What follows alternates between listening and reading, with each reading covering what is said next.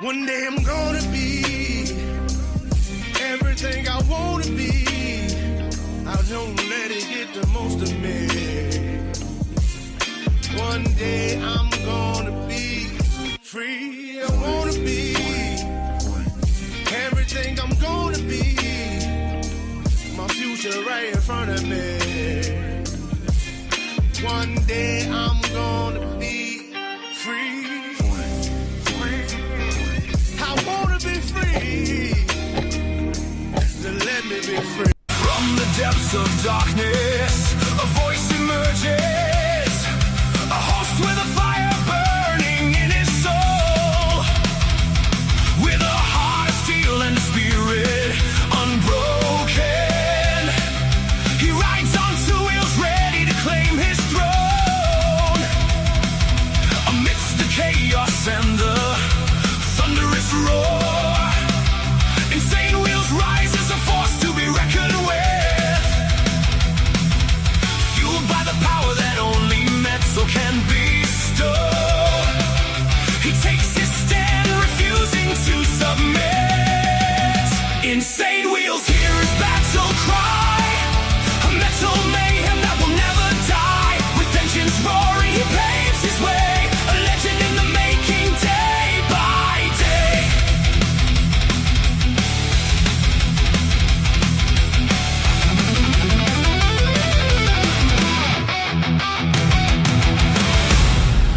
Good morning, ladies and gentlemen. It's a beautiful, beautiful Monday morning. Great to see everyone in the chat, man. Let's get it. All right, so this morning, as you guys can see from the title here, Trump says Iran deal is done. Is it really, though? So listen, we've got a lot to discuss. First, let me go ahead and give you guys the chronological breakdown of what we're going to be discussing this morning. First, we're going to be talking about that chaos that erupted over there in New York City after the Knicks win over there, the historic win.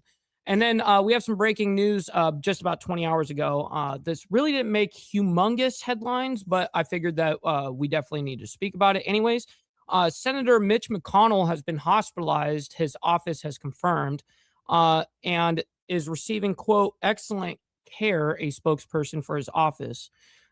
Interesting. It doesn't give us any other details than that. So we're going to get into it here in a bit.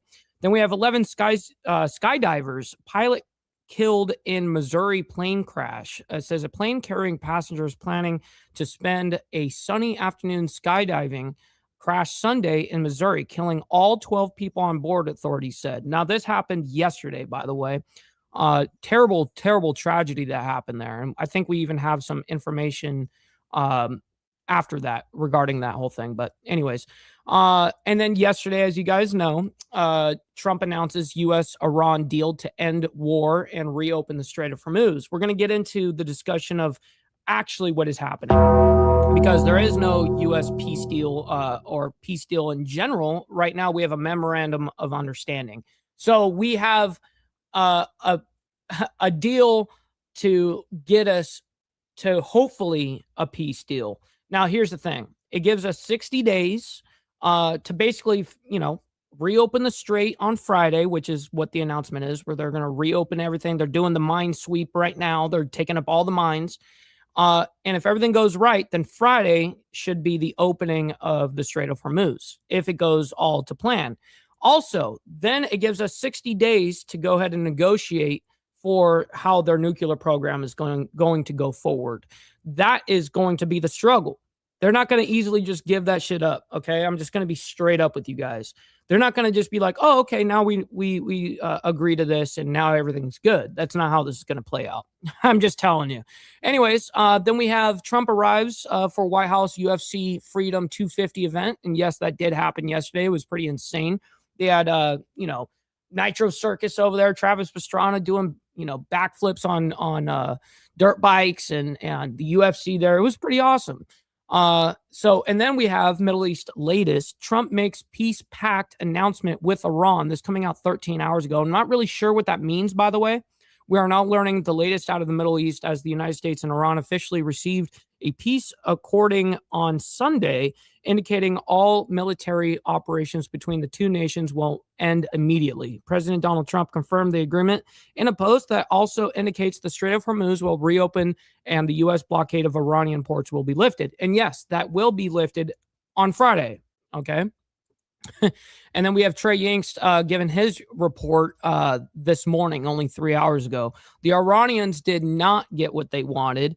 I think that's a little biased. I think they got a little bit of what they wanted. Then we have the World Cup just 3 hours ago. It says Iran plays in U.S. after peace deal reached. And then we have new details on that 12 dead in skydiving plane crash just coming out an hour ago. And this is the update to that story I was telling you guys. It says 12 people, including 11 skydivers and a pilot, were killed when a plane crashed near an airport in Butler, Missouri over the weekend, according to local enforcement officials. Okay. And that's all they actually gave us on that. All right. So before we get into the madness this morning, let's do our call to actions real quick and we'll get right into it. Make sure you guys hit that like button, double tap that screen if you guys are on the vertical side. I very much appreciate your guys' engagement, and it's free to do so. You know what else is free is hitting that subscribe button, man. And this is what we do Monday through Friday. And then, of course, we have members only on Saturday morning. Now, speaking of members, please consider becoming a member starting only at $2.99 a month. We're making sure we're not breaking the bank out there with anybody, but check it out. This is what allows us to have these, lights on as well as be on these airwaves. So thank you guys for becoming members and staying members. Little side note here, follow my Instagram at BallValveTV, where I post everything behind the scenes of not only my life, but as well as the show, Millennial Food Time, breaking news, politics, all that great shit. It's a great way to get a hold of me one-on-one. And we also have a Discord server for all of you legends, man. This is where we continue the conversation. We're only live for about an hour and a half, absolute maximum. So go in the video description down below, and that's where you'll see the invite link for the Discord. And last but not least, all super chats, super stickers, gifted memberships, and membership signups are, of course, all going to be presented live and shouted out onto the show. But if you guys would like to skip that YouTube 30% brutal cut that they take from your hard-earned cash, we have these platforms that are scrolling around the screen somewhere. And, of course, you guys can donate to those, and I get to keep 100% of the proceeds. And, of course, we've got our email up, so we're always going to be scanning. And I'll announce whatever comes our way, just like a normal super chat. So, all right. Good morning to all you legends, man. I very much appreciate you guys. Quickly, let's say hi. We got Papa D coming in with the $2, by the way, saying a cheap hello. Thank you very much, kind sir. Good morning to you, by the way. Hopefully you're enjoying the morning as well. Naomi in the building, as well as Pumper. We got Prez as well as TVT. Always appreciate you guys. Thank you for all being here. Papa D, of course, saying he's got to take a shit. No, I'm just kidding. We got Virginia Chaos as well as PJ. Good morning to you. We got Brother Beezer as well as Steve Easy. Yes, sir. Good morning to you guys. We got Motobomb Virginia, and always appreciate you guys, man. Thank you for all being here. We got Shadow, man. It's been a minute. Hopefully you're doing well this morning. I definitely know that we are as well. We got Critters. We got Stephanie as well. Good morning to you guys. We got Brother Warliner as well as Texas Gidget.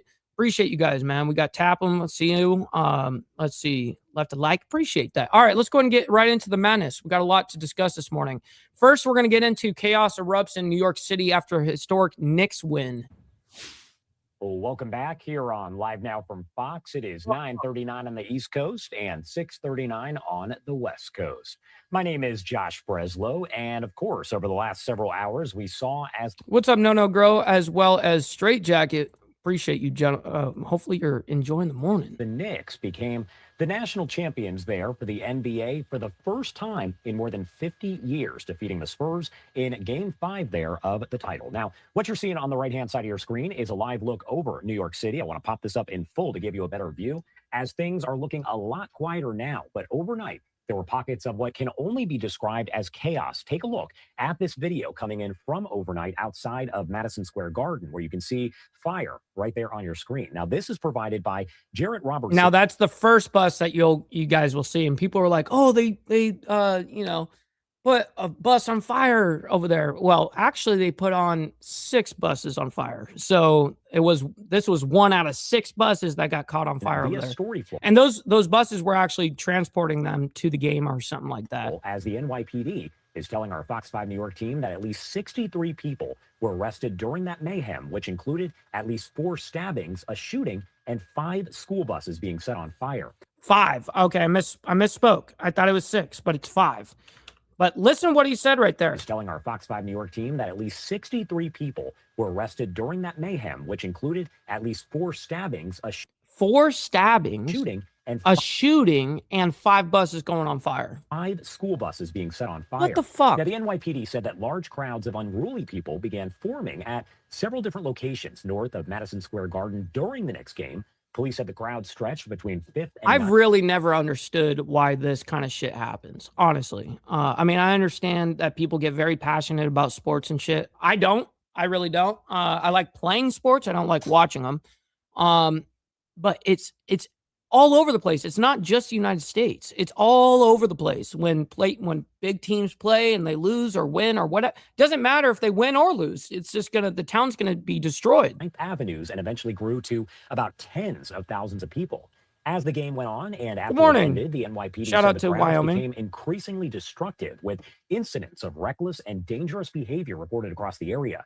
Police said that 63 people were arrested overnight and into the morning in connection with the Knicks game crowds. Charges included assault on a police officer, criminal possession of a weapon, criminal mischief, disorderly conduct, resisting arrest, and obstruction of governmental administration. That is according to police.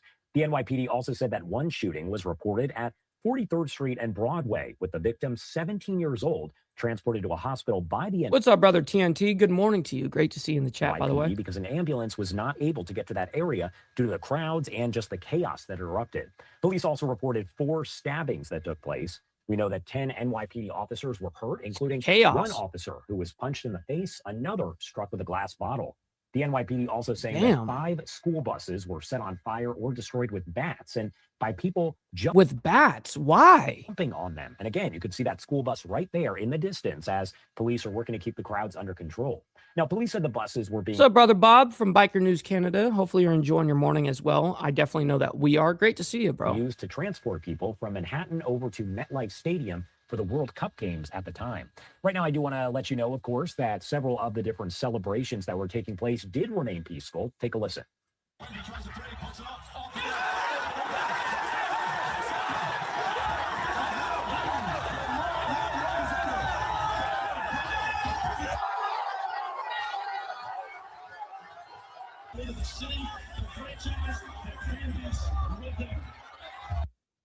All right, so again, many of those celebrations remained fairly peaceful, but then you have the chaos that erupted there in Manhattan. Chatting with Stacks as well. We got a lot of chaos going on, as you guys probably already know, regarding the Knicks. And then, of course, all the stuff breaking with Iran. We got 11 skydivers and a pilot killed in a Missouri plane crash. I mean, it's chaos as it usually seems to be now. As all of this was going on in the hours after that Knicks big victory. I want to pop this up on your screen, though, once again, as Fox 5 New York says. And we haven't even gotten into the Iran deal. More than 60 people were arrested after the large crowds formed near Madison Square Garden following the Knicks game, with the NYPD reporting a shooting, slashings, burned buses, damaged police vehicles, and injured officers. Now, as far as the win itself, we know that Mayor Zoran Mamdani and the Governor Kathy Hochul were both there.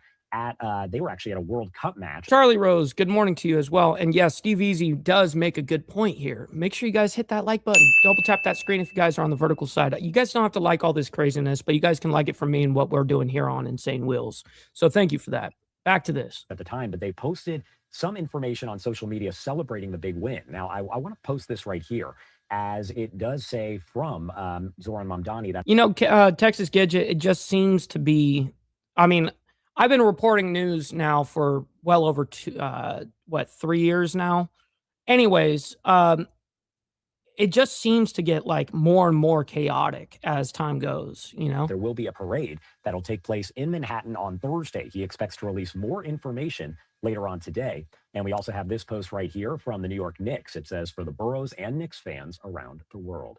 Kathy Hochul also posted... What's up, brother Steve Posey as well. And yes, by the way, Stephanie, that's my type of party, by the way. You know, just like normal folk. That's facts. We got brother So Loud as well. Good morning. Good morning. All right. So that was the end of that. He was about to wrap that report up.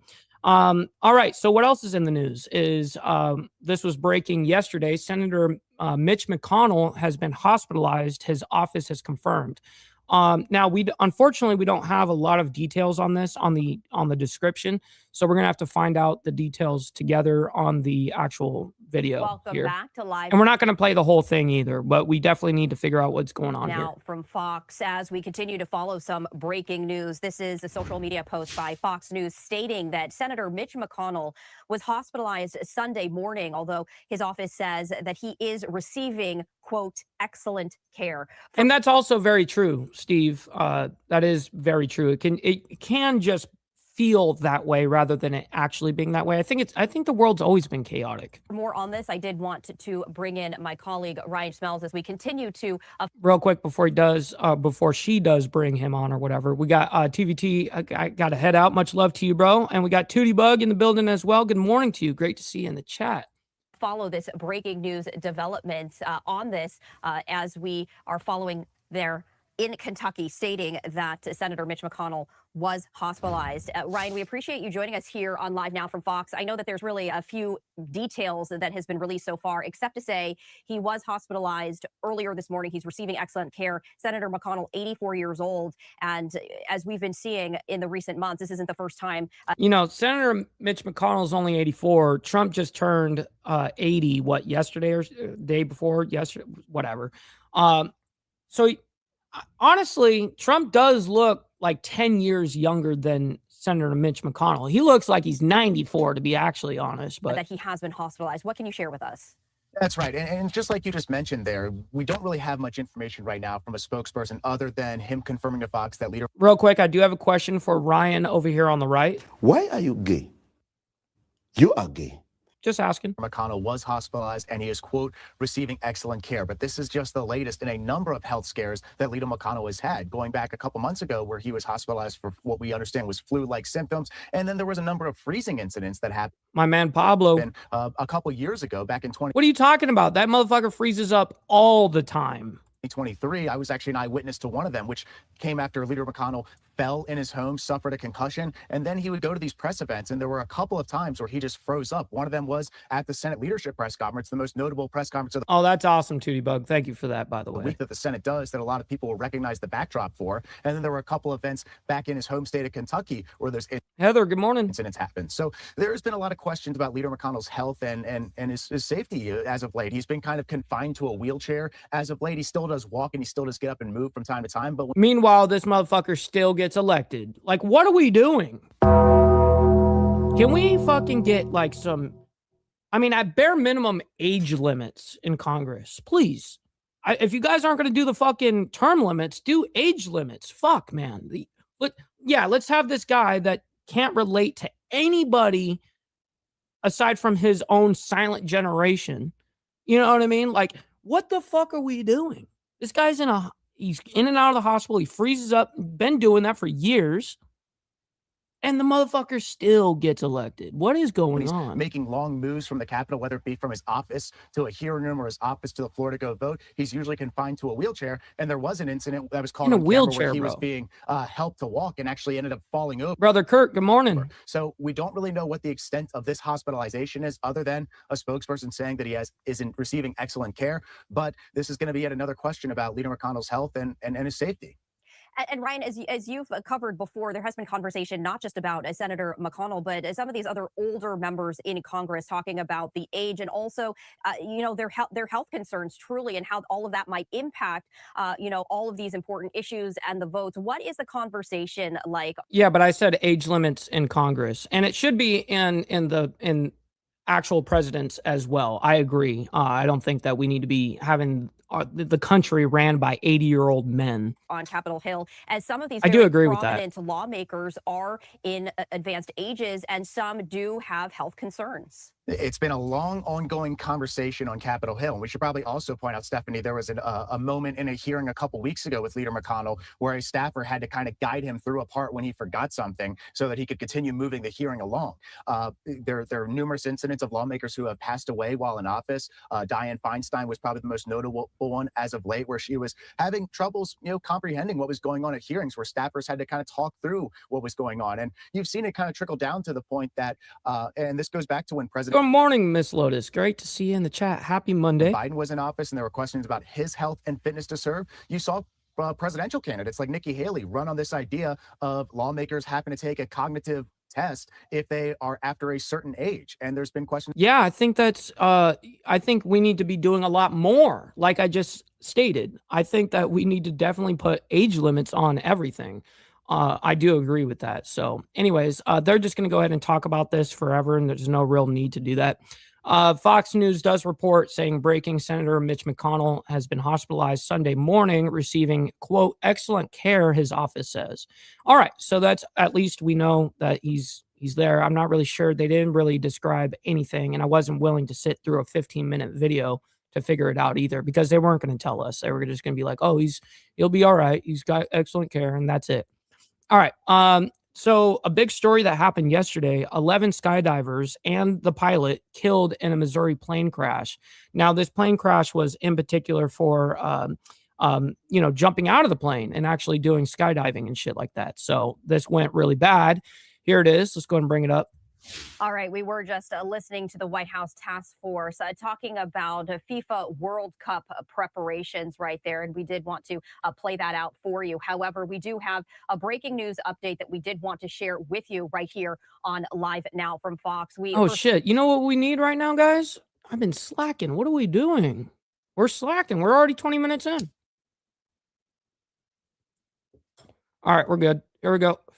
Brought you just a short time ago a fatal plane crash happening out of Butler, Missouri, and we do have some live looks and new information. I did want to let you know that viewer discretion is advised as this continues to be a very active investigation there. What kind of plane? I mean, dude, there is no plane left. What is that? It just looks like a tarp. At the scene, we can see from this aerial perspective that blue tarp right there. The very latest update is this: a plane carrying passengers planning to spend this afternoon skydiving crashed in Missouri, killing all 12 people aboard. That is according to authorities. The Missouri State Highway Patrol putting out a statement that troopers were on the scene assisting the Butler Police Department and Bates County Sheriff's Office.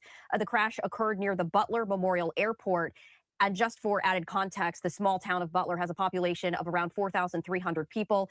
It's about 65 miles south of Kansas City. According to a patrol sergeant with Missouri Highway Patrol, he was saying that the plane was taking people up to skydive. Emergency responders got a call that the plane was down. Real quick, we got Brother Wildcard in the building. Shout out to you, by the way. Good morning. We got Papa D coming in with the 420, by the way, saying no slacking. Hey, I can get down with that, my man. Thank you very much. Thank you very much for making it rain. Absolutely. Very much appreciate that. All right, back to this. And engulfed in fire at around 11:30 a.m. local time this morning.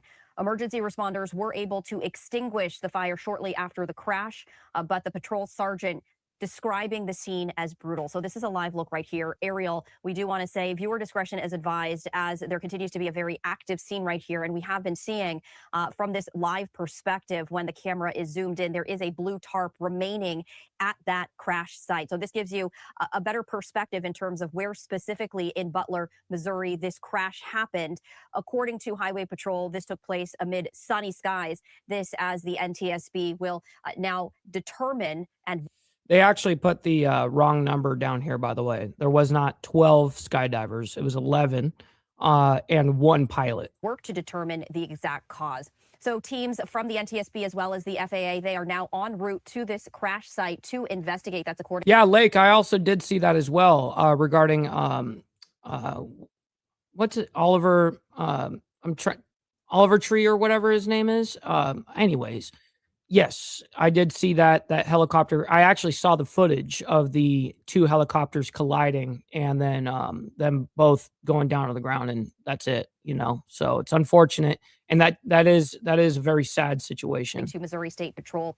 The private this happened plane yesterday too. Was operated by Skydive Kansas City. That's according to the Rob's neighbor, my man. Good morning. Acting airport manager and Bates County Emergency Management Agency director saying, quote, it, meaning the plane, had just taken off and made a left turn before the crash. He also said, quote, in my opinion, I think it was losing power and he was trying to make it over the highway and land, and he stalled and went down nose first and caught fire. So he was already up in the air. Did you hear that, Steve Easy? Here, let me back that up because she just did break down what happened right there. According to Missouri State Patrol, the private plane was operated by Skydive Kansas City. That's according to the acting airport manager and Bates County Emergency Management Agency director. And Oliver Tree, he actually, well, he was around the right people as well, but he also got himself into music and did fairly well in music, actually. And that's where he kind of took off. They're saying, quote, it, meaning the plane, had just taken off and made a left turn before the crash. He also said, quote, in my opinion, I think it was losing power and he was trying to make it over the highway and land, and he stalled and went down nose first and caught fire. So that is a statement from the acting airport manager and Bates County Emergency Management Agency director. First responders have checked the area under the flight path and did not find anyone who might have tried to jump out before the crash. That's also according to the acting airport manager. The Pacific Aerospace 750XL that crashed is a single-engine turboprop plane model that is popular for skydiving. It also has proven useful for other uses, including cargo, aerial surveying, and medical evacuation flights. Now, this specific aircraft can carry as many as 17 skydivers. It is capable of taking off and on. What's up, Big Dan? Good morning to you, by the way. Hopefully you're enjoying your Monday morning so far. Definitely know that we are. Landing on short runways. And the plane that crashed was manufactured in 2010. That's according to FAA records. So we did want to share that with you as we continue to follow this breaking news. 12 skydivers have killed. 11 and the pilot. Plane crash in Butler, Missouri. As you can see that this helicopter is now leaving the scene. As someone answering the phone at Skydive Kansas City declined to speak with a reporter from the Associated Press, but we did want to share the very latest information. This is the social media post that the Butler, Missouri Highway Patrol shared just a short time ago, stating that troopers are there on scene assisting the Butler Police Department and the Bates County Sheriff's Office of the fatal plane crash near Butler Memorial Airport. 12 people perished there, and we now know that those were 12 skydivers. Any additional information we will bring. I don't know why she isn't understanding that. It says 12 total, so it's 11 skydivers and one pilot. All right. Let's go ahead and bring in Trump announces U.S.-Iran deal to end and reopens Strait of Hormuz. Now, as you guys know, we have been covering the Iran war and the entire time since it started, since before it started, obviously. This is what we do here anyways. But that's why this thumbnail is made. Question is deal done? Well, just like I have on the title here, Trump says Iran deal is done. Is it really? Let me go ahead and answer that for you guys right here, right now. No, it is not. It's now nowhere close to being done. It's a memorandum of understanding to basically get us another 60 days so that we can negotiate how we, at the end of it, we'll hopefully, right, that they'll negotiate some sort of nuclear plan, what they have now, and how we're going to deal with their uranium dust. There's a whole bunch that goes into this shit, and they have to concede to that. And I can tell you that's not going to happen. So what happens when we get at the end of the 60-day ceasefire? The ceasefire is great. The Strait of Hormuz is wide open. Well, 60 days later, it may not be open again. So anyways, let's go ahead and get into the story, and we'll figure out what's exactly being told here. Right now, have some breaking news on Live Now from Fox as President Trump says a deal between the United States and Iran is... It's a memorandum of understanding, not a deal, but okay. Quote, now complete, calling on this a ceasefire, as you can see on social media, for rapid response, saying a deal with the Islamic Republic of Iran is now complete. Congratulations to all. I hereby fully authorize the toll-free opening of the Strait of Hormuz and simultaneously here within authorize the immediate removal of the United States naval blockade ships of the world. Honestly, I did not, Steve Posey. I'm not really into that kind of shit. I'm also not really into sports, like in general. I like playing sports, but I don't like watching them, including fights and stuff like that. Unless I got like money on it or something like that, which I never do. So Your engines, let the oil flow. This from President Donald Trump. So this coming in as there were a little bit speed bumps through the final checkered flag of this, but they are moving through with this deal, as we have heard from also Pakistan saying the United States and Iran have reached an agreement to end the war. Trey Ying's talking about this as the Pakistani prime minister. They have facilitated a lot of this, saying it has moved through. And we also want to give some more details about what's involved. Phil Stewart from Reuters saying President Trump. What's up, Wicked Wally, my man? Great to see you in the chat, by the way. Happy Monday. Issuing that statement, immediately confirming what the Wall Street Journal reported on Sunday, telling the Journal that the deal will either be signed by electronically or by himself or Vice President J.D. Vance. So still unsure about some exact details about this, not necessarily available or made. And that's truly what's going to break it. You know, that's going to be one of them that break it on the military front. Yeah, for sure. This is what's going to end up probably happening. There'll be some strikes up in Beirut or something like that. And then all of a sudden it'll be like, okay, everything's shut back down, you know? So, I mean, there's definitely things on a geopolitical or geographical scale over there in the Middle East that, I mean, anything is possible. As the signing will be Friday in Switzerland, it's not clear how quickly the strait might reopen to all traffic. The U.S. previously said it would ease its blockade of Iranian ports as the strait reopens and would agree to relax sanctions to allow Iran to sell more of its We'll do that right after this piece oil right here. and strengthen its battered economy. So this is a key hurdle to get through. The next one, that window to negotiate about the key issue at large, those being nuclear capabilities. And we also saw some potential issues today on Sunday as President Trump urging no attacks by Israel or Iran after Israel's military earlier today launched strikes on Hezbollah targets in Beirut, Lebanon, potentially complicating the finalization of this deal that just Appreciate you, brother Hardwire. Great to see you in the chat, by the way. Hopefully you're enjoying your Monday morning. Through. So obviously Fox News, Trey Ying's reporting that he spoke to the president saying they still expected an agreement to be made. And now that is what we have in earnest, in full. So some major developments here on Live Now from Fox around a complete deal to have a ceasefire between. Yes, make sure you guys hit that like button. Double tap that screen if you guys are on the vertical side. You guys don't have to like all the craziness that's happening around the world, but you guys can like it for me and what we're doing here on Insane Wheels. So also, we got a couple of things we got to do real quick. We got a couple of housekeeping things that we got to do here. First of all, we got to embrace our fuck ups. Don't beat yourself up over past mistakes. You are going to fuck up again in the future, quite possibly in a most spectacular fashion. Why worry about yesterday's fuck-ups when you have tomorrow's fuck-ups to look forward to? You are a fuck-up, and fucking up is part of your growth process. Embrace the process. Okay, now we're fully embraced. Feels good. All right, let's get the money part over with as well. We haven't done that. All right, just get the money part done. Give me money. Money me. Money now. Me a money needing a lot now.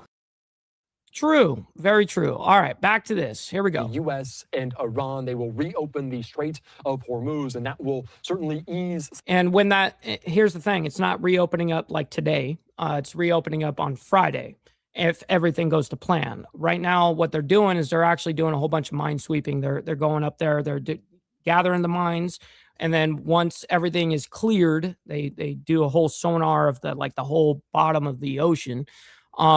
They make sure that it's going to be clear passage. So it's going to be about Friday is the discussions of it being actually open. Some tensions and pressures in the region around the global world economy. Because it was made out to sound like it's opening right away, and it's not. That's not how it works. It's going to open Friday. Next up is determination about what the MOU looks like, what the next seal of negotiations are around those nuclear capabilities. But a monumental moment today on President Trump's 80th birthday, as this will be a lot of celebration around the United States, a deal reached between the U.S. and Iran. Again, just here on Live Now from Fox, as he says, hereby authorizing the toll-free opening of the Strait of Hormuz, saying they will immediately remove the U.S. naval blockade, saying start your engines, let the oil flow. So it is getting moving, a big day, a monumental deal being struck between the U.S. and Iran.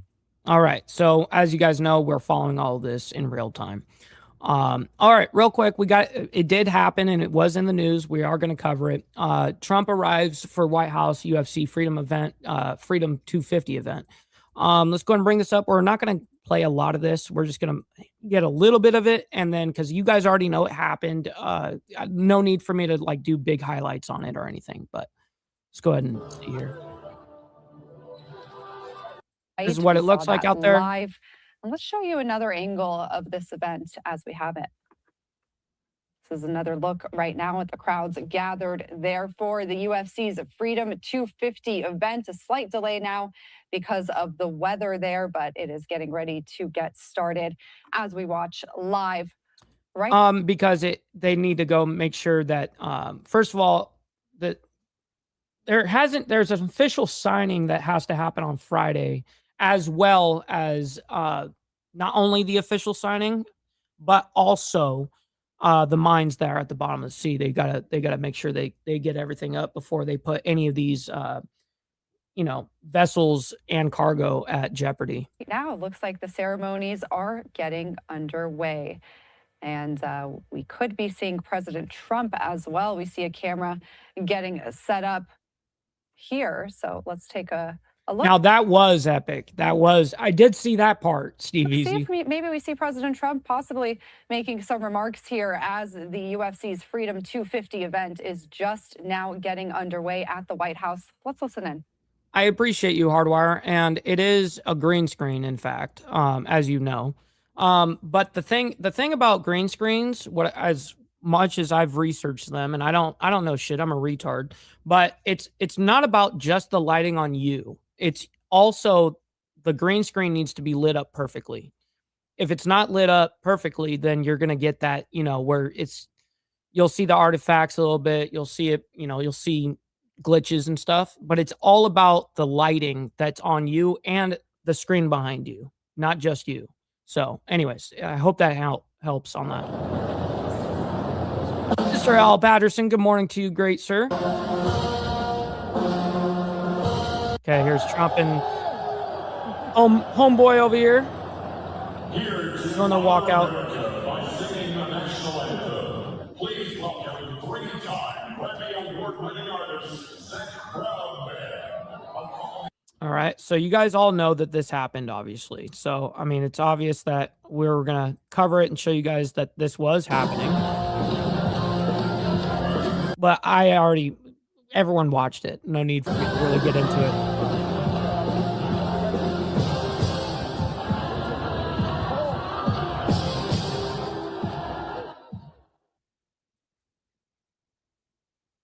I don't know why they muted it. President Trump walking into the UFC Freedom 250 event along with Dana White as this gets started here just outside of the White House, a highly anticipated event. President Trump also celebrating his birthday as we see him walking through the crowd there. A lot of excited people gathering, not just to celebrating his 80th birthday with the biggest party ever. All right, so Middle East update, Trump makes peace pact announcement with Iran. So let's go ahead and bring this up. I think this is just a little bit more of details about this memorandum of understanding, by the way. That's what it's actually called. All these peace deals, all this stuff, that's all political rhetoric, okay? What's actually happening is we're in a memorandum of understanding. We've got 60 days to basically negotiate how they're going to deal and go forward with their nuclear program. If any program, which is going to be none. But we'll see. Anyways, let's go ahead and bring this up and see if there's any new information here. Welcome back to Live now from Fox, taking a live look at the White House right now. They are getting ready to kick off the UFC Freedom 250 event there outside of the White House. A live look at that setup for you as well. A lot of people gathering there for this event, and the weather is a question there as we look at the cloudy skies up above. So we will keep an eye on that. We'll bring you those live looks as we get them here on Live now from Fox. And another big piece of news coming out of Washington, D.C. today, we've been following President Trump announcing that the U.S. has reached a deal with the Islamic Republic. Brother Frank, my man, great to see you in the chat. Putting this on Truth Social in the last couple hours, saying the deal with the Islamic Republic of Iran is now complete. Congratulations to all. I hereby fully authorize the toll-free opening of the Strait of Hormuz and simultaneously herewith authorize the immediate removal of the United States naval blockade. Ships of the world, start your engines. Let the oil flow. President Donald J. Trump and the Pakistani Prime Minister also putting that information out on X, saying that both sides have declared the immediate and permanent termination of military operations on all fronts, including Lebanon. The official signing ceremony will be Friday, the 19th of June in Switzerland. That's according to Pakistani Prime Minister Shehbaz Sharif. And for more on what we know about this deal so far, let's bring in with the Defense Priorities Senior Fellow Gil Barndollar. Thank you so much for joining us tonight, Gil. Yeah, thanks for having me. So this is developing news right now. Not too much information or details about this deal so far, but there isn't. And trust me, I researched to actually find the memorandum of understanding, like the one that specifically we're talking about right here, not the previous ones, not previous plans, not previous frameworks, none of that. I wanted to actually see the memorandum of understanding. I searched and I searched and I searched. I went through AI, did all this shit to try to find it, and it's not available. Just isn't yet. So the signing is supposed to be done on Friday. That's also when we'll see the lifts of, essentially the Strait of Hormuz will be reopened. So anyways, here we go. What do we know so far? What is your immediate reaction to this? And could things change before that official signing on the 19th? Yeah, absolutely. I mean, I think obviously everybody should be happy that we have a ceasefire agreement that appears both sides, finally seem to be on the same sheet of music. Dude, and this guy is speaking from defense priorities, right? He's speaking now to the world, at least bare minimum, the nation. And this guy can't even get a fucking decent microphone. Why would their whole, like, who's the engineer in the background that was like, or the producer that was sitting there going, oh yeah, you sound great. Your microphone sounds great. Let's put you up with Shauna now. What are you talking about? I just don't, dude, it costs like $100 to get yourself a decent fucking microphone. Come on. This is a real deal, but it's a temporary expedient, right? It's a 60-day ceasefire, and it tables the most important issues, right? We're setting aside sanctions. Let me just talk off of my laptop microphone here. We're setting aside, most importantly, any kind of nuclear deal, for 60 days to buy a window to negotiate those things. So an end to hostilities is really good news, but everyone should kind of hold the applause for the time being. And we also got a little bit more info about what exactly this deal entails. We have this from Reuters' Phil Stewart saying that Iran's mayor says that the 14-article draft memorandum of understanding between Iran and the U.S. includes a number of things. Some of those bullet points saying complete lifting of the U.S. naval blockade within 30 days. It would suspend sanctions on Iranian oil and petrochemical sales immediately. Okay, now this is the biggest amount of information I was actually able to get right here. Okay, so out of everything regarding Iran right this second on this, what's happening here, this is what Iran's mirror is saying, that the 14-article draft memorandum of understanding between Iran and the U.S. includes complete lifting of U.S. naval blockade within 30 days, would suspend sanctions on Iranian oil and petrochemical sales, immediate permanent halt to war on all fronts, including Lebanon, reopening the Strait of Hormuz within the 30 days under Iranian arrangements. And yes, I did see that. I saw that yesterday, that this was being claimed. Now, we really haven't heard from the United States because this is Iran's kind of claim, not necessarily our claim, right? So anyways, this is what they're saying, though. I lost my place here. A reopening Strait of Hormuz within 30 days under Iranian arrangements, necessity for U.S. and allies to present reconstruction plans for Iran amounting to at least $300 billion. Evasage, 60-day talks of nuclear issues and full sanctions lifting. Draft excluding Iran's missile program and support for resistance groups from final talks. So draft excludes. So it doesn't say anything about this, right? It doesn't talk anything about their missile program and the support for resistance groups from final talks. Calls for release of $24 billion in Iranian blocked funding or funds during talks. And half of Iran's $24 billion blocked funds must be available before final talks start. final Iran-U.S. agreement would be endorsed by UN Security Council resolution. Now, they said that this all came with Trump's last-minute concessions. Okay, that's what the reports are right now, that Trump made last-minute concessions. I don't know what that is. I don't know what it means exactly, but this is what we're looking at least from what Iran is claiming, right? Stewart saying that Iran's mayor says that the 14-article draft memorandum of understanding between Iran and the U.S. includes a number of things. Some of those bullet points saying complete lifting of the U.S. naval blockade within 30 days. It would suspend sanctions on Iranian oil and petrochemical sales, immediate permanent halt to war on all fronts, including Lebanon, reopening the Strait of Hormuz within 30 days under Iranian arrangements, necessity for U.S. and allies to present reconstruction plans for Iran amounting to at least $300 billion. Also, the draft excludes Iran's missile program and support for resistance groups from final talks. It calls for the release of $24 billion in Iranian blocked funds during the talks, and half of Iran's $24 billion blocked funds must be available before the final talks start.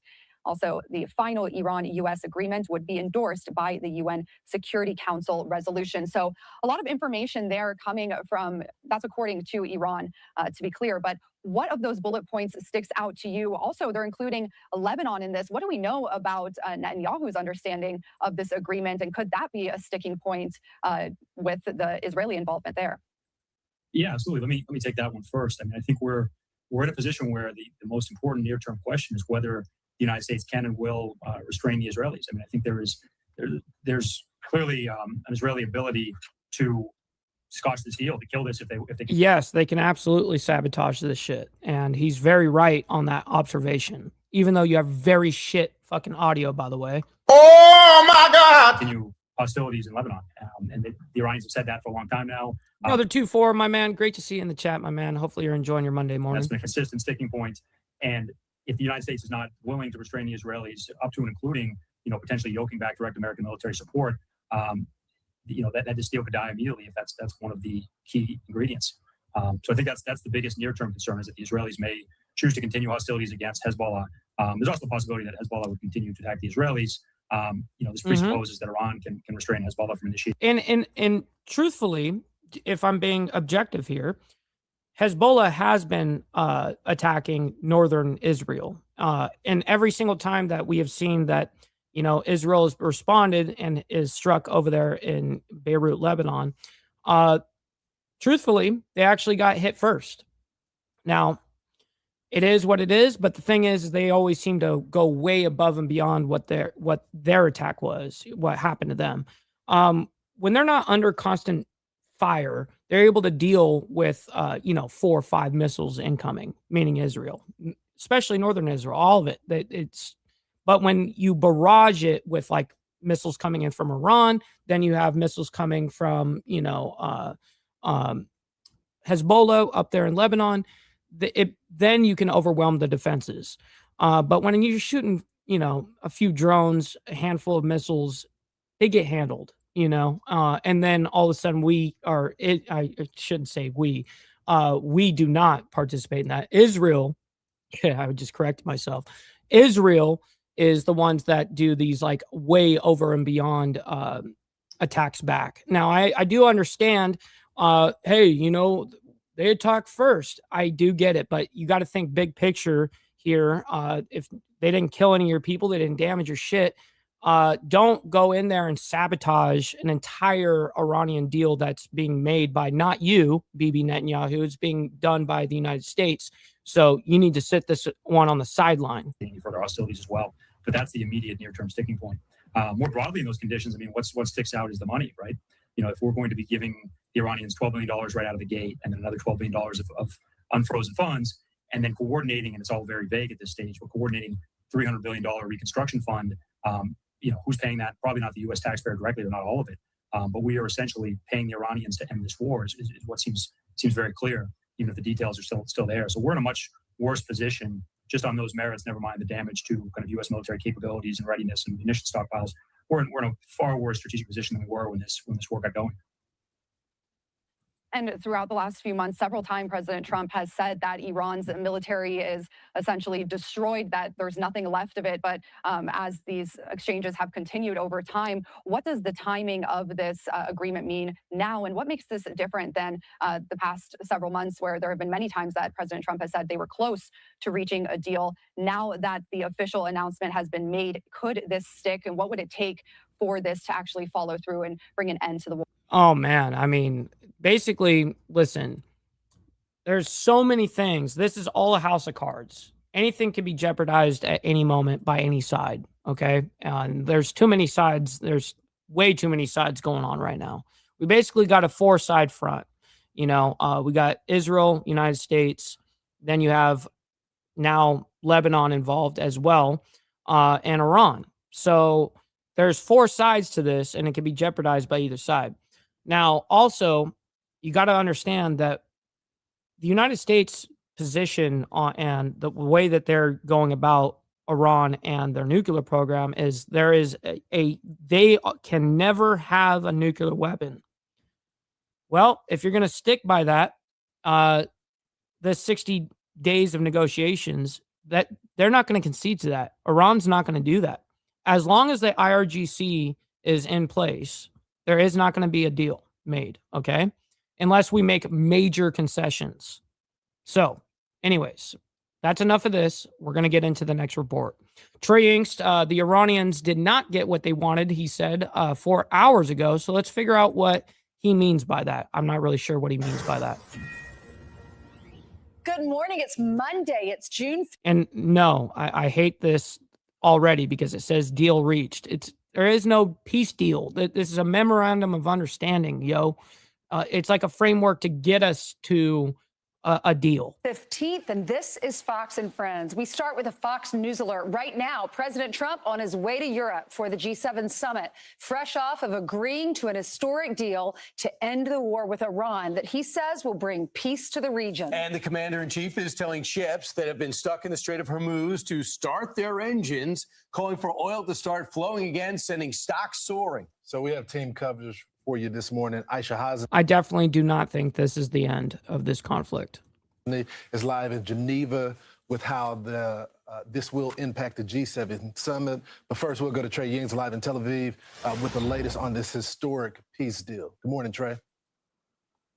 Yeah, hey guys, good morning. After 100 days in a state of war, and you can definitely tell when our military assets are sticking around and staying put in their location, that's not good, obviously, as you guys know. The region has now reached a deal. The United States and Iran agreeing to this larger deal that ultimately is going to open the Strait of Hormuz and address Iran's nuclear ambitions. The president posting on True Social overnight saying, quote, "This great deal will bring peace and security to the whole region. Many presidents have tried to make peace with Iran and all have failed before me. The leaders of the region have, for the first time, found a president who can help them achieve real peace. With the opening of the strait upon the signing of the deal on Friday, for purposes of mine removal, oil will flow on both ends of the region and the world. A signing ceremony is set to take place on Friday in Geneva, Switzerland. Before the deal was signed, it was nearly derailed. The Israelis targeted Hezbollah with strikes in the Lebanese capital of Beirut. Iranian officials immediately. Yes, it could be. It definitely that there is that conspiracy floating around because SpaceX just got their IPO and all that shit. Of course, I think there's something that could be in play on all of that. I don't think anything's off the table, but I definitely do know that the market is reacting every single time that any type of announcement's made. And it definitely can be a little bit of or a lot of bit of market manipulation, but I can't necessarily, I can't tell you that factually, right? I can only tell you what I feel, maybe a little bit. Missile fire toward Israel. A diplomat with knowledge of the situation told Fox News that Qatari mediators stayed in Tehran conducting intensive negotiations coordinated with the United States. Vice President Vance described to Fox News what those final moments were like. You be safe out there, brother Beezer. We always appreciate you. Before the agreement was reached.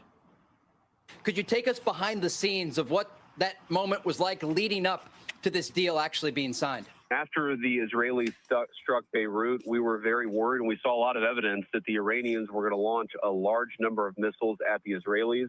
With our communication with them over the course of getting to this signed peace deal, they assured us that they were not going to respond to the Israelis, and they were going to sign this agreement and get to peace. Now, of course, you always have to verify these things, Trey, and we know that there are a lot of people in the Middle East who do not want to make this deal happen. I spoke with President Trump before the agreement was reached, and he was optimistic about what this means for the region. The president also told me he was going to get on the phone and ensure that Iran didn't fire missiles at Israel at the last minute. Guys? Yeah, so Trey, if this does stick, this means it's huge. It means that It's not going to stick, lady. Israel and the United States and the rest of the world will not have to worry about Iran No, it's that you're totally off base. developing a nuclear weapon. And Trey's going to be like, yeah. Yes, absolutely. See, bullshit. Signing a deal and implementing a deal are certainly two different things. This is just the beginning, but it certainly is. We're not going to see a deal at the end of this. That's at the end of the 60 days. You're not going to see the IRGC conceding any of their nuclear shit.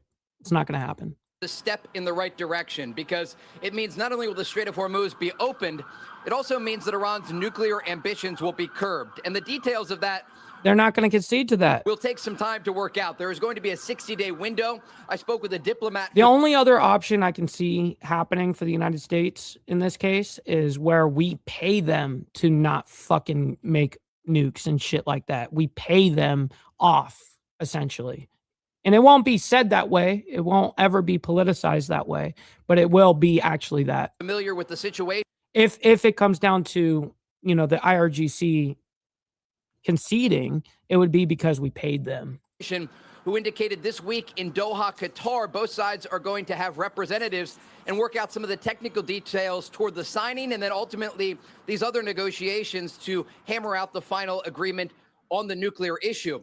When I spoke with the president yesterday, he talked about the highly enriched uranium that was buried deep underground in the aftermath of Operation Midnight Hammer last summer. And he said, look, there's only two countries in the world, the United States and China, that even have the ability and the equipment to get that nuclear dust, as the president refers to it, out from underground. And so What's up, brother Sterling Will? You've missed a lot of information. I've definitely go back and watch this later because there's a lot of info I've dumped on you guys. It's going to take Good some morning. time. There are a lot of technical details to be discussed, but the Trump administration has indicated that the IAEA, the International Atomic Energy Agency, is going to be involved as an overwatch agency to ensure that the Iranians are actually upholding their end of the bargain. And remember, they are not going to receive any sort of sanctions relief until they do so. So, Trey, since this is just an MOU. Right. A memorandum of understanding. Correct. It's not a peace deal like that. I don't understand why they're politicizing it that way. And there are different metrics that the Iranians have to hit. Does that mean that the military is going to stay in place until all of those points and objectives have been honored? We're likely looking at a tiered system. Initially, the U.S. naval blockade of Iranian ports will be lifted, and that is expected to take place on Friday after the signing ceremony in Geneva, Switzerland. Exactly. Like I told you guys, the signing hasn't even happened yet. So we have until Friday until this MOU can get signed in Geneva. And if it does get signed, then, by then, right now they're doing minesweeper operations. They're going in there and checking and doing sonar readings of the bottom of the ocean and shit like that. And by then on Friday, it'll reopen. The blockade on Iranian ports that we've put in place will be taken out. So yes, we'll see 60 days of, oil flowing, normal worldly things going on. And then 60 days later, it's all going to shut down again. There are still U.S. forces that will remain in the region. There could be somewhat of a drawdown, but you still have 2 U.S. aircraft carriers, destroyers, and a variety of assets across the Middle East in case things were to collapse in the future. A really important note that we talked about last night on Fox News: the Iranians didn't get what they wanted at the negotiating table. And this speaks to the successful negotiations on behalf of the United States, because ultimately they entered into these negotiations demanding that U.S. forces leave the region, that they leave all bases and leave all bases. Yeah, that's what do you guys think? The United States is going to be like, oh yeah, let's leave all of our bases out there in the Middle East. Stop the cap. Got another one for you. A bullshit. A bullshit. A bullshit. A bullshit. This is going to get very, very ugly. go home. And that's not happening. You will still have thousands of U.S. forces in places like Bahrain, where the U.S. Navy's 5th Fleet is located. Also in Qatar, just outside of Doha, at the Al Udeid base that normally houses around 10,000 U.S. soldiers. And so there will still be a U.S. military posture across the region. But the question will be, ultimately, what does it look like in terms of drawing down the additional forces that were sent here? Now, this is the most realistic comment of the day. No one will get what they want in this deal. Facts. During Operation Epic Fury. Yeah, it's all performance-based. They have to produce something. If they start acting in an unsavory way, they're not going to get what they want. The whole thing gets derailed. Hey, Trey, something you're intimately involved with, and that's everyone's talking about Israel. Why are they bombing Hezbollah? They're bombing Hezbollah because 6 hours before, Hezbollah was rocketing them. So they responded again. So for Israel... Yeah, but they over respond, and that's always kind of the issue with the IDF. Anyways, we've got to move on. We got two other things that we got to get into. Real quick on the whole Iran topic. The World Cup, Iran plays in U.S. after peace deal was reached. They call it that. It's not a peace deal. I hate that they're saying that. It's a memorandum of understanding. It's nowhere close to a peace deal. Anyways, let's go and bring this up, and we'll quickly get into it here. And welcome back in, and you're taking a live look there over the Los Angeles. And we're not even going to play this whole thing. We just want to see that what's going on here. As Iran is actually to have their first World Cup match today. And this is all coming amid that pending peace deal that is set to be signed on a Friday. But it's interesting going to see how fans are going to... And this came out 4 hours ago, okay? So this is kind of like, obviously... the latest news on this. React to this here. This is where we want to bring in Fox's Rebecca Castor here into the conversation. Rebecca, thanks for joining us today. Can you walk us through a little bit about how Iranian Americans are feeling here heading into this? Why has she got so much background? Like there's a running truck right next to her. First match, giving everything that's happened between Iran and the United States. Yeah, Bowen, interestingly enough, Los Angeles is actually home to the largest population of Iranians outside Iran. It's where many of the families fled the regime during the Islamic Revolution. And we spoke to a lot of soccer fans over the weekend, and there are definitely mixed feelings about cheering for Iran in the World Cup. Some people see the team as an extension of the regime, and they don't want them to look victorious on the world stage. Brother Sterling Wheel coming in with the gifted membership, my man. Thank you very much for that, by the way. Rain, not only helping me, but helping someone else in the IWF, my man. Thank you very much for that. While others are putting politics aside, they're excited to cheer on their home country on U.S. soil, and they're excited that their fellow Iranians have made it to the top level in their sport, and they aren't relating it to the regime, and they say that these players, they're not involved. Oh, you obviously know it really does come down to the tax system within the state. Federal tax is 18 cents that's it, 18 cents. The states decide how much they're going to tax it and that local area. And man, do the inner cities and blue states get fucked. With that, this is just supposed to be something fun, and they just want to put that aside. So it will be interesting to see how many people show up to the game today. There were still a lot of tickets available, even though, as we said, there is a large population of Iranian Americans here in Los Angeles. Has Iran dealt with visa issues, changes to its training plans, and disruptions from the war? How much of the challenge has that been for the team heading here into the World Cup? Well, I'm sure it's been complex. Yeah, it definitely hasn't been an easy journey to the World Cup for the Iranian national team, especially since many of these players play in the Persian Football League, and that... Yeah, thank you, Captain Obvious in the chat there. The league was shut down we all know on that. February 28th when war broke out. The war also led to heightened restrictions for this team regarding the World Cup. Before the war, they were set to have their training camp in Tucson, Arizona, but that was quickly changed. Their base training camp was moved to Tijuana, Mexico. U.S. officials wanting to limit their time here on U.S. soil, even to the point where they were not allowed entry into the U.S. until last night. That was the agreement. They'd be allowed in the night before their first game. There were some Iranian soccer officials whose visas were denied, but all the players and the head coach, they successfully were granted entry into the U.S. Wow. So all of them made it in, even though there was complexity getting here for them. Anyways, at least you guys know that happened. And then we have the new details that emerged just right before we started go live this morning. New details, 12 dead in skydiving plane crash. Now, as you guys know, we covered this a little earlier, and it's 11 skydivers and 1 pilot. Now, they're giving updates on this. They could have had another person on there or something like that, but there is new details coming out this morning. So let's figure out what's happening here. I want to get to some developments on a breaking news situation that happened over the weekend, a really tragic situation. 12 people killed after a skydiving plane went down in Missouri. Those killed including 11 of the skydivers and also the pilot from that plane. Fox multimedia reporter Oliviana Calmes joining us live right now from the scene with the latest on what we know given the investigation so far. Oliviana. Good morning, Corral. Yeah, this is just a heartbreaking story. I'm outside the wreckage of this plane that crashed here yesterday morning. I'm going to step out so you can see just the remnants of the wreckage that we're able to see as of this morning. Just twisted up metal. You can see where the grass was burnt where this explosion happened when it crashed. And the Missouri State Highway Patrol confirming. I have never once deleted your comments ever, Easy Frank. And you've accused me of that like probably about 30 times. I mean, you've been here for a long time. You should know better that I would never fucking delete your comments. I mean, it's actually offensive that you would think that. I hate that you accuse me of that all the time. I would never do that.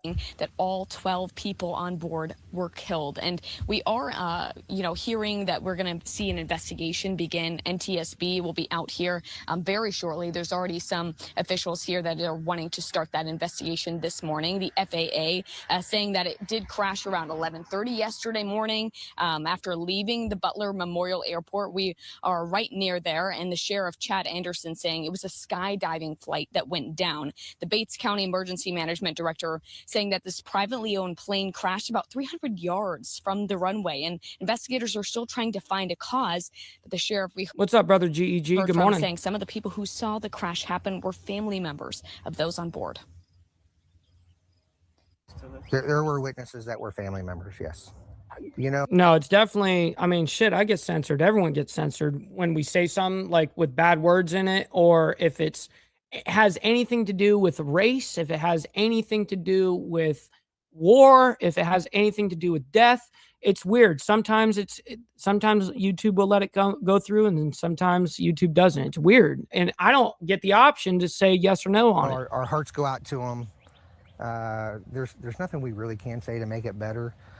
We just pray for them and their loved ones and their friends and their family, and hope that they can recover to some sense of normalcy if we can. Dragon Classy, by the way, good morning to you. And sure, we got 5150 Boomer in the building. Stupid. To my man, he requested a And they are treating this as a mass casualty event, but they say they don't have any evidence that this is criminal activity or was a purposeful situation. Now, the NTSB will start an investigation that could take months to complete.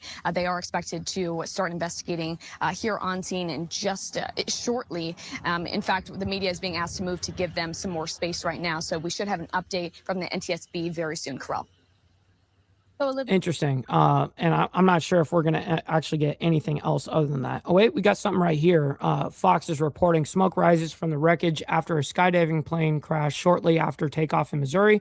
Officials say all 12 people on board, 11 skydivers and 1 pilot were killed. The plane turned around for an unknown reason before crashing near a highway. Dennis Jacobs, director of Bates County Emergency and Management Agency, said he suspects the plane experienced power issues before the crash. Investigators are now piecing together the aircraft's final moments as families await answers.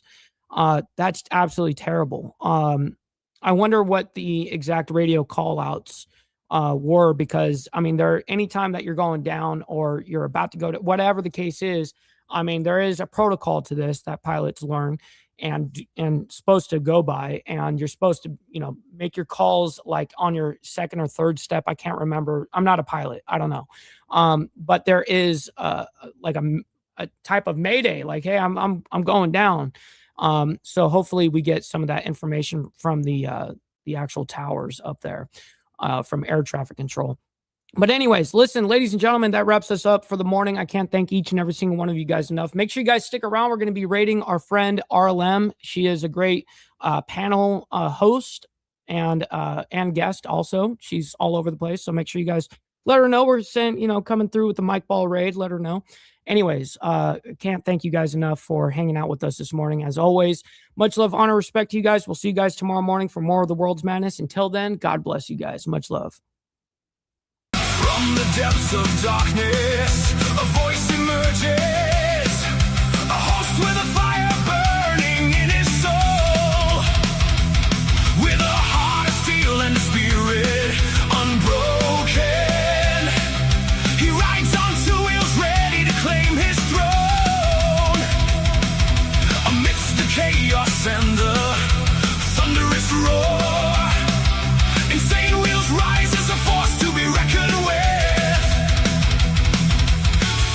Power that only metal can bestow. He takes his stand, refusing to submit. Insane wheels hear his battle cry.